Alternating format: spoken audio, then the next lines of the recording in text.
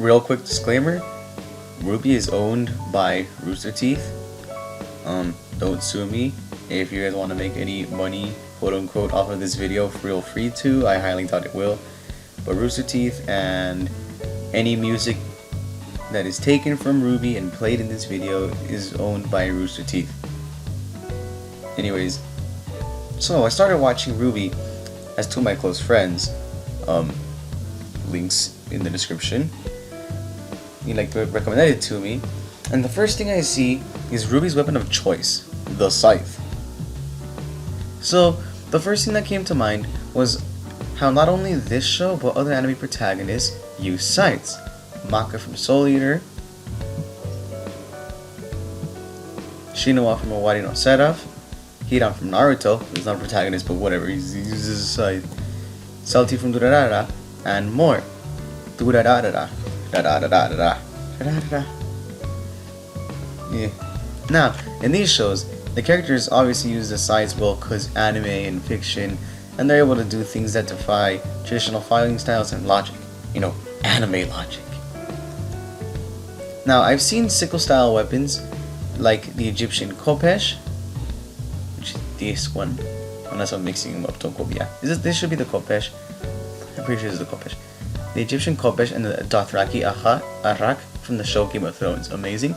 And these weapons make sense, since you can hook and redirect to your opponent's sword, you know, with the curvy edge, to get an advantage over them, like disarm them and stuff.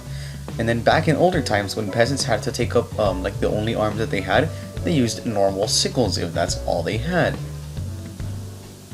These weapons make make more sense because like you can get in close with your opponents and you don't have to worry about them exploiting openings created by the length of your your weapons, because like scythes are like really long. A better example of this would be the Fire Emblem's weapons triangle. I also do not own this image. Matthew Toronto, I'll put the link in the description below. Whatever. So swords beat axes, axes beat spears, and spears beat swords. Swords beat axes as they have longer range than axes and they allow for more mobility when fighting in close quarters. Spears, on the other hand, beat swords as they have much longer range than swords, and so the one using the spear has the upper hand since spears are not as clunky as axes, or are not as clunky and top heavy as axes. Axes beat spears as they are heavy and can easily deflect the attacks thrown out by the spear user and move in close to deliver the finishing blow. The weakness that scythes have are that they have the range of spears but are unable to attack like spears as they have the blade coming in at a 90-degree angle. Like how Grim has it. It's like, you know, really coming down. So the only way for you to successfully cut your opponent is like you have to find an opening in their defenses and you have to move your weapon, like they have to be close to you first of all. They have to be open, so they don't block, and you have to move it in an arcing cutting motion or else you can't cut them with the blade. This means that if you fail to kill or severely wound your opponent, or if you just flat out miss, you're left wide open for their counterattack. Not only this, I just learned that traditional scythes do not in fact have a straight pull, and neither do they have the angle of the scythe that I stated above.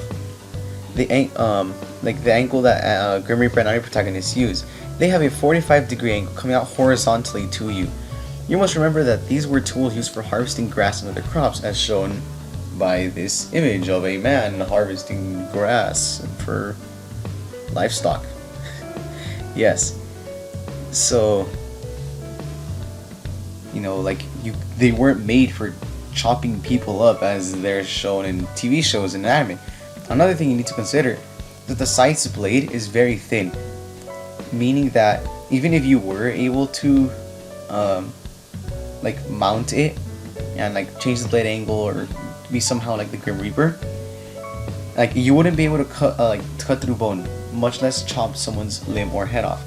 Then, even if you were able to get around all of this and develop a fighting style that uses this design, the scythe would be extremely top heavy as most of the weight would be focused on the side with the blade. Now, axes are also top heavy, you might think, but the thing about axes is that they have short handles and are meant to be used in close quarters, which allows you to control the direction the axe is going and to not completely throw you off balance. The Scythe's long pole would only serve to make it harder to maintain your balance and make it even harder for you to hit your opponent. A better way to fight with the Scythe-like weapon is to straighten out the blade, so it keeps the curve of the Scythe, but is also able to stab the opponents as a spear would. The weapon that most resembles this is the glaive and other such war scythes. As you can see, there are pole weapons like the Scythe that can have many uses, such as using their range to sweep at your opponent's feet and hit them with the blunt end of the pole. But the blade is not curved like the scythes you see anime protagonists use. It is straightened out a lot more in order to be able to stab opponents from a distance. Now, I am not a weapons expert. This is all what I was able to find out without actually doing extensive research into the many hundreds of martial arts that exist throughout the world and fighting styles, etc., history. But that being said, the very definition of the war scythe is an improvised pole weapon, I'm quoting Wikipedia here, usually created from standard scythes. The blade of the scythe is rotated so as to extend upright from the pole, thus forming an infantry weapon more practical both in offensive actions against enemy infantry and as a defensive measure against enemy cavalry. These weapons were not meant for fast or close quarters fighting, but goddamn, no matter how much I look into it and think of the logic behind it, I can't help but think that scythe weapons look pretty damn cool. Anyways, I'm on volume 2 of Ruby right now. It's pretty damn good so far. I was a bit weirded out at first by the CG used to animate the characters, but it's not a really big deal. I don't know, I highly doubt that should be something that'll stop you from watching the show. Just check it out. It has pretty good music, has pretty good voice acting, and I'm only on volume 2, so not much has been done in terms of plot yet. Volume 1 was pretty fun actually. Well, besides the fondest stuff.